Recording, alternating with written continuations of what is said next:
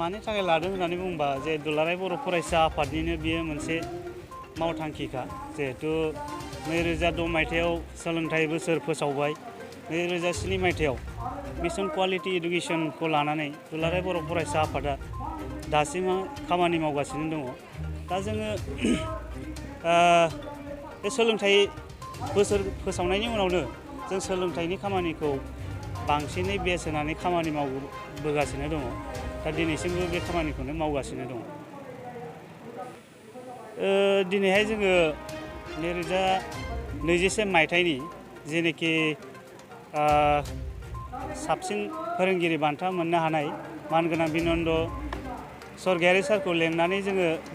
बे 2021 मायथाइयाव जिखिनि मेट्रिक आनजाद आरो हायार सेकेन्डारि आनजादाव पास खालामनो हाबाय बिथांमोनखौहाय केरियार काउन्सिलिं हिसाबै बिथांनि बोसोनजों जोंनि कुमारिकाटा ओनसोलनि जेसेबांनाखि फरायसाफोर दङ बिथांमोना बिथांनि बोसोनजों जों साक्सेस खालामनो हागोन नामा बे थांखिखौ लानानै जोङो दिनैनि हाबाफारिनि गेजेरजों बिथांखौ लेंनाय जादों आरो जों आसा खालामो जोंनि कुमारिकाटा ओनसोलाव जेसेबांनाखि देग्लाय बोसोराव कर'ना भाइरास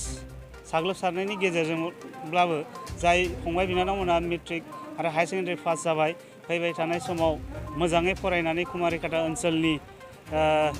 फरायनायनि मानदान्दाखौ दावखोहोगोन बेखौ जोङो मिजिंथिनाय दङ।